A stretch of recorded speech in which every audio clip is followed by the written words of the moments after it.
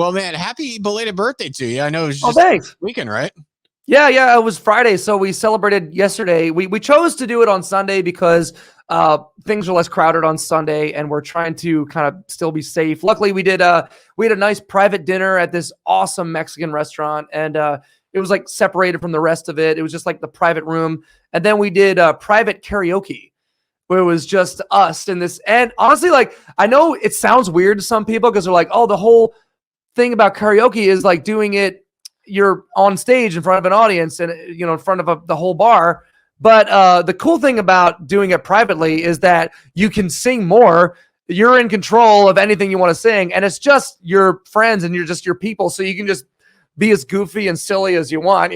So we tried it in Japan. It's very popular in like Japan, and so we were in Tokyo, and we were just like, God, that seems so odd doing private room karaoke, because they take karaoke very seriously over there. Like it's a big thing. So we tried it, and it was honestly the most fun thing we'd ever done. We were just drinking tequila and beer and just being goofy and just like with the microphone. So it was fun to get to do it again, and I think it's kind of becoming more popular over here.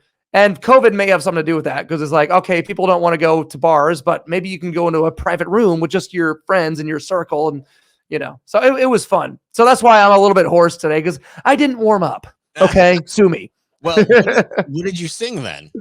Oh God, we sang "All Too Well" by Taylor Swift, the 10-minute version, the entire version. We sang what else did we? I sang "The Offspring." Why don't you get a job? That's like my go-to karaoke song. Like, my friend's got a girlfriend and he hates that bitch, or something. So that's like my go-to karaoke song. Or "Pride" by U2 is another one that I usually my go-tos. But the one song that we sang in Japan like 10 years ago, and we just did it again, just me and my bandmates, the four of us, we sang "Jump Around" by House of Pain. Jump around. So that's kind of our traditional, like just the four of us band. Like we have to sing that, just us, So we did that, and we held the torch from 10 years ago in Tokyo. So. And no one got this on video, because I feel like the world needs to see this. We got a lot of video. Don't worry. I'm sure it's all going to be up on Instagram and TikTok and all that. So. Well, you got a little bit of a break right now, your birthday, and you're going to be going back out on the road. But I'm looking at the dates, and it looks like, from when you start at the beginning of May, you're gone until the end of the year. So it's back full throttle. Yeah. We get another little break in June, but I'm just trying to really enjoy this month off, because I know that as soon as the album comes out, I'm not going to see home very much, And it's funny, I was talking about this a couple times today with some other interviews, is that that was kind of a silver lining during the pandemic, was being able to just kind of experience being at home and being able to hone other skills besides just playing drums, because all we could really do was just what was like over StreamYard or over Zoom, just do writing sessions. So the silver lining of the pandemic was that like I really was able to focus on honing my songwriting skills and my singing skills too. I never get a chance to like really be able to track vocals. I have like a little studio in my basement for doing vocals, and so I was like every day I was just doing vocal exercises. I was singing on songs and producing songs and writing songs and writing with so many other co-writers. And I think that we could probably credit doing that a lot to how the album ended up kind of sounding the way it does. Because especially one of our main songwriters that we work with is Scott Stevens. He also co-produced the album, and he's incredibly talented. And he and I like really developed this great songwriting bond, over the pandemic, because all we could do was just hang out on Zoom and just chit chat. And sometimes we would just hang out on Zoom and just have a drink and just chit chat. But we just did a lot of writing over Zoom, and I did a lot of singing. And so it was kind of a bittersweet experience, the whole pandemic, because yes, my entire normal life was kind of, the rug was pulled, so to speak. And I realized I'm not very good at just being a normal like just living a normal life is very odd to me because I'm so used to. I live a 3-ounce life. Yeah, I'm always on the go. I can't own a desktop. I need to have a laptop. I buy shampoo bottles in 3-ounce size because I know I'm always going to be traveling or going somewhere. I don't even unpack my suitcase sometimes when I'm at home, or my toiletries bag. I just hang it up in my bathroom and just live out of that, basically, because that's the life I'm used to. So it was the first time I got to like kind of be just a normal domestic person and hang out with my girlfriend, hang out with my dog, and just do normal everyday things. So yeah, it was weird and it was kind of nice. It was a roller coaster. It was just ups and downs constantly. But now that we're back at it and the album is finally finished, I feel a tremendous weight has been lifted.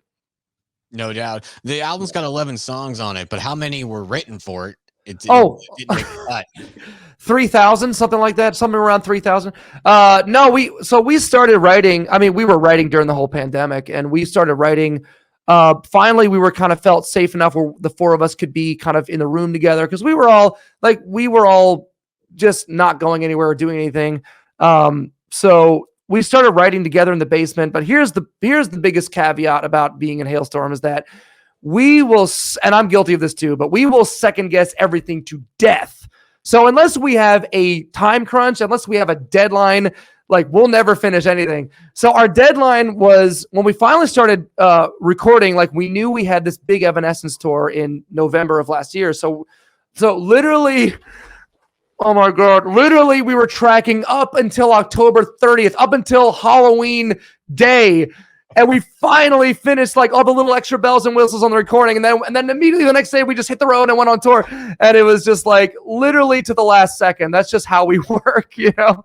So it was a crazy process, man. But thank God for Scott Stevens and Nick Raskulinecz. They're such great coaches. We need that outside input. We need to be like, what do you think? And they can like yay or nay and like, okay, cool. You know, and then we'll finally get something done. So, it was a crazy process, but yeah, by the time we wrote Back from the Dead, that was kind of the song that set the bar for the other songs. And then from there, we kind of scrapped pretty much everything we had already worked on. So maybe those songs will come out as bonus tracks or maybe between album releases or like bonus music or something like that. But we pretty much started from scratch. As soon as we wrote that song, we're like, okay, now we need to. Now, there's always that one song that like kind of sets the bar and we're like, okay, This is what the feel of the album should be. And we need to bring everything up to this level. So that was kind of the process. That's crazy. I read somewhere that you had stated this was the hardest album that you've ever played on to record. Dude. Why was that? It was so difficult. It was honestly, it was, well, I mean, first of all, like when we got back in the studio to track, like we were just so hungry to get back at it that we were I was smacking the drums super, super hard and just like going for blood. But this was the greatest challenge of my career. Like making this album was so mentally and physically difficult. Like I would come home from tracking, sit on the couch next to my girlfriend, and I'd still be playing the song parts in my head, just like this, and like I would forget. I like to where I'm like looking at my dog, and I'm like, come over here. What's your name again? Max Spots. What's your name? Oh, where are you? Yeah, like my brain was just so exhausted, and I was just so physically exhausted because Nick is such an incredible. So he has such an incredible amount of patience. And he's worked with some of the best drummers ever. Ray Luzier, Neil Peart, Braun from Mastodon, Dave Grohl, and of course, Taylor Hawkins. Miss you, R.I.P. Oh, that is so sad when I heard about that. God, but that's another conversation. Yeah, to Taylor, do a drink of coffee for him. Yeah. Anyway, so. Yeah, like it was just really, really challenging. And then Scott, who I had been writing with over the pandemic, and he and I started collaborating with this other incredibly talented songwriter and producer. His name's Taylor Carroll, who actually plays drums in the band Lit, and he's just been producing and making music forever. So the three of us kind of got together and started making music together. And we actually have another project that I can't talk about, but stay tuned for that in the near future. But I started programming drums for that project, and I would send him drum files for him to put the demo together, and he'd be like, wait, you can play this stuff? And I'm like, yeah. Because with every album, like, it's always kind of, you know, and I'm not mad about it. I'm fine with it, and I'm proud of everything that we've done because, and I'm glad that we did it because we did it for a reason. Like when we were a newer band trying to make our mark, we had to kind of fit this mold. We had to kind of keep there were parameters. We had to be on radio. We were going to be back to back with like 3 Days Grace and Theory of a Dead Man and Nickelback and all these great rock bands that we've known, Shinedown, all these bands we've known for forever, who really established that big arena sound by having really just wide open, big and simple instrumental parts. So you know, the great thing about those bands is that they're so good at leaving so much space in the song, and that's why those bands sound so great in a big arena. So we always had that mentality. It's like we need to have this. We need to simplify. We need to play everything very simple. So, you know, there's enough room to breathe. But when we started making this album, we kind of went into that mindset, and then we're like, God, this kind of sounds dull. Like everything sounds kind of boring. And so Scott started throwing me all these crazy curveballs with the song demos, like, hey, try this. And I'm just like doing all this weird things that feel so foreign to me. Like something like I'm playing drum parts that I would never even think of as a drummer. It took someone who's not a drummer, but just an incredible songwriter to help me write these crazy drum parts. So it was really difficult for me to get comfortable and learning the songs and then recreate them and humanize them in the studio. Because since he's not a drummer, he'll have a part where I'm playing a tom and a cymbal and a snare and a kick drum. And I'm like, Scott, I don't have 5 arms. Like I know, you know? So I had to like kind of humanize them. And so that was a really big challenge, was like, but I'm so glad that I dedicated so much effort to playing those parts, because I'm so proud of what we've done. Like, I think this is the first album ever that I really know what it feels like to be incredibly stoked about. I've been stoked about every album, but there's always been compromise with the kind of drumming that's really fun for me to play, and also the drumming that I had to do to make the song sound great. So I'm really glad that we had that mentality then, but I'm also glad that we feel at this point in our career that we can really start to express ourselves. And I think Scott was and Nick, both of them really helped me find my voice as a drummer. And this is the album where I think you're truly hearing the kind of playing that I've always wanted to do, you know? So that's why I feel so amped about it. Oh, looking forward to it. That's amazing. Just hearing that and hearing the energy in your voice behind it and knowing you as long as I have, I'm looking forward to it. Or lack thereof. I mean, come on. We were doing karaoke last night, so I don't have much of a voice left. This is also true. Very true. What's your favorite song on the album? Okay. I know in your mind you're thinking, oh, he's just going to say all of them. They're all great.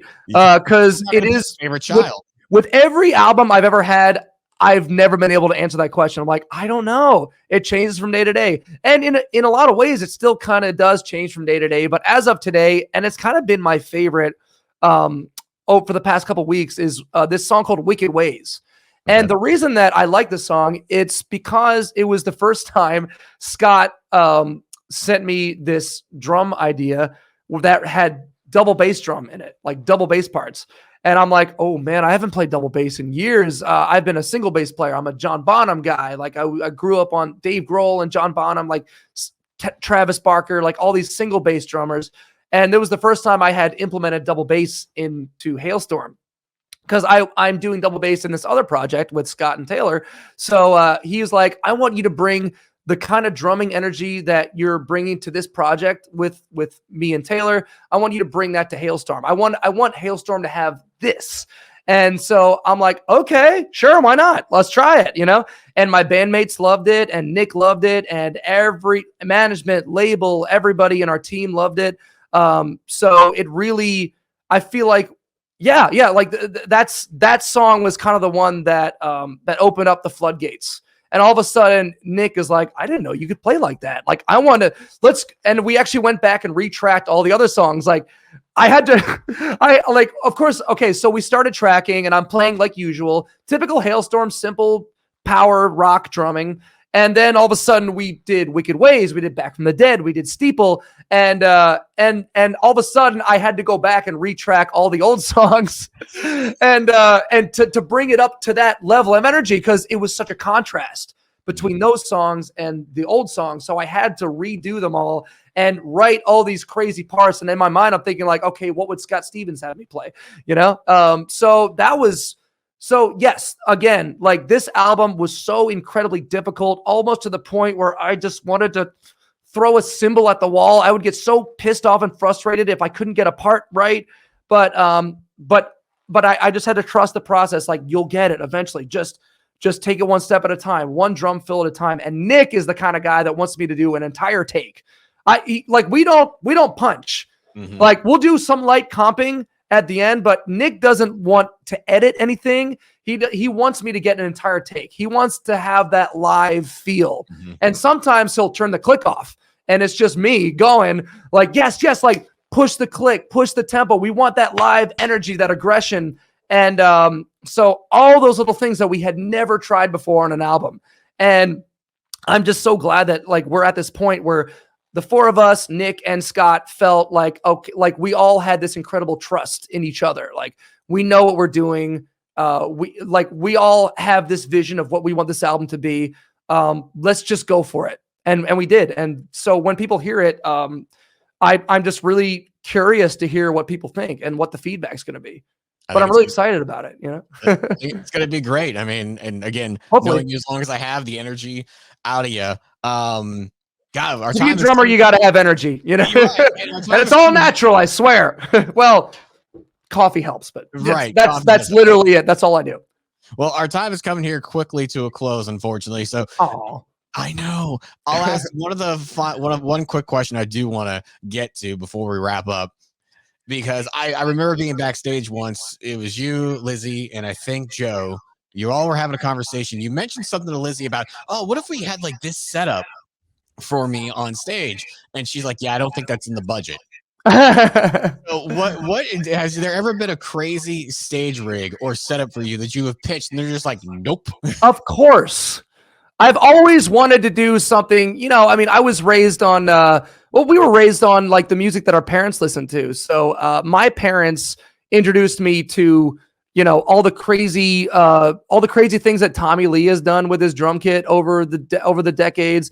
And he's always done all these, he did the roller coaster, he did the Ring of Fire, he did the spinning thing and all that. So yeah, like I've always been like, well, what about this? You know? And of course, it's never been in the budget, you know.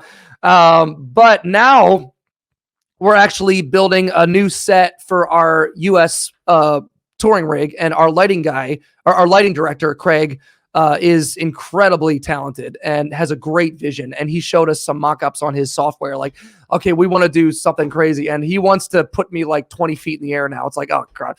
So I'm a little scared for my life because I'm not as young as I used to be, and I'm just like, okay, Craig, just make sure that there's like a tether or something so I don't like fall to my death. He's like, don't worry, I got you. So I have to like really trust Craig with my life when it comes to his crazy ideas, because he's as crazy as me and I love it because I'm all about it. So we got some things in the works. Yeah. So hopefully we'll be able to apply that to our show. If not this year, definitely next year.